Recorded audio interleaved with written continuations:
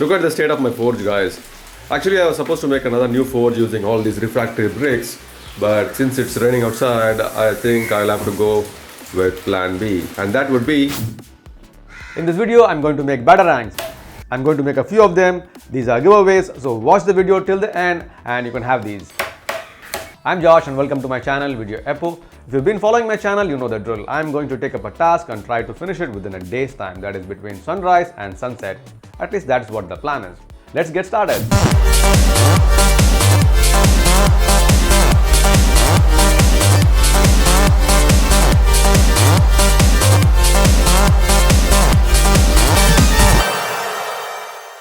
To start with, we need some templates and I'm sure there will be a lot of them on Google. Let's try and download something that works for us. Let me just type in Batarang templates. There are some easy designs here, but I'm not going to take them because it doesn't have that kind of a value to it. So I think the one that was used in Dark Knight Rises is a good choice for this project. How do these guys wear these things in cosplays? I mean, a couple of minutes I'm already sweating. And I cannot do without my glasses. So let's take a printout and get to work. I printed the template on an A4 sheet and I had to print it at 100% resolution, and after making a little bit of a tweaking to the template itself, because I needed a proper and a consistent cut when I'm doing that over metal. If you're interested, the templates will be in the description if you want to download them and use them. I was planning to make two different kinds of batarangs, but the second design I chose is a little too bigger for the kind of stock I have. So instead, I printed the first design and I'm going to work with this one. This part here is going to be a little tricky to cut with the tools. I don't know how I'm going to do that.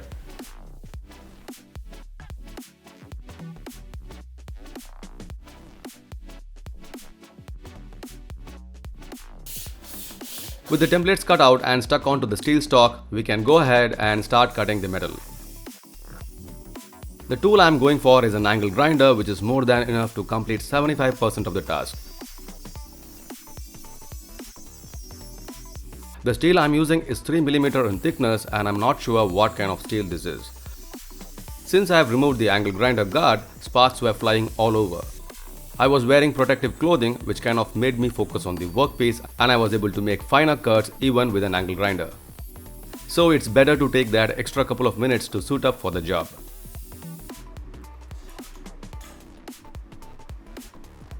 Once the rough shape was cut, I switched the cutting wheel and used a grinding wheel. In this case, let's say it was a fluke that the grinding wheel was very old and had a taper on it. It worked to my advantage as I could do the curves on this bad shape quite efficiently.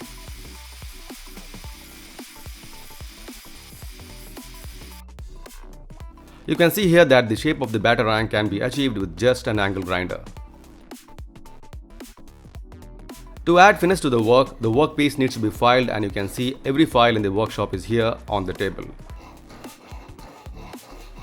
The round files were used for the curves and the small square and triangular files were very efficient on the ears of the bat.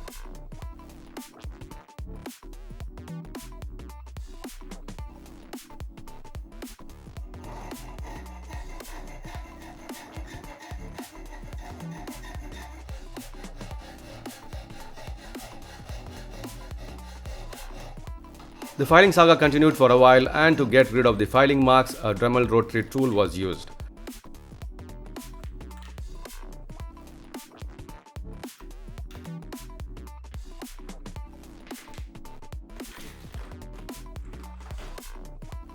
Again, this takes a while but gets the job done.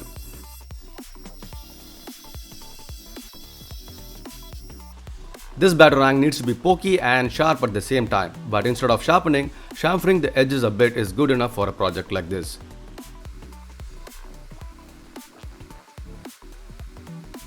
Look-wise, it would make the batarang a lot more meaner than it is.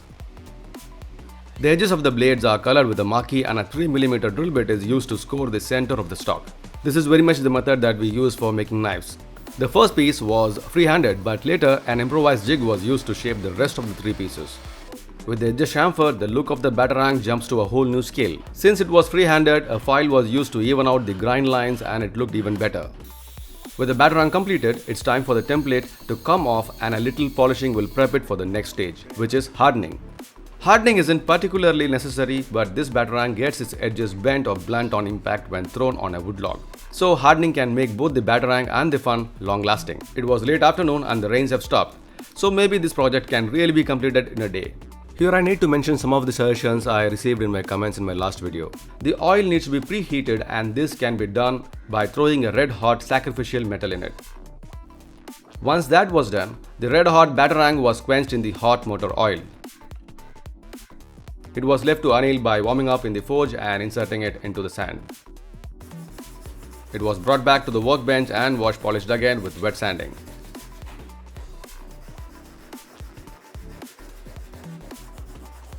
It has sharp edges all around. Though not dangerous, it could hurt if not handled carefully. To blacken the batarang, I am using black spray paint with matte black finish. Let's say matte black adds to its stealth features. That's cool. I've made my batarang by the end of the day, just as I planned. Yes, finally I've been able to make something within a day's time, and this batarang has come out awesome. I was filming the whole process all by myself, so I thought it would be wise to make one and continue with the rest later. I managed to make 3 more of them the next day, and the process of making it is almost similar, just that I'm not sharpening the edges on the other ones the way I sharpened on the first one. It's not a knife, it's a bad shaped shuriken if you may call that. Now let's go out and do a couple of trial throws. Joker, I'm coming for you. You know what I'm thinking? I'm looking more like a Joker than Joker himself in this costume. But I'm having fun. Let's test this batarang.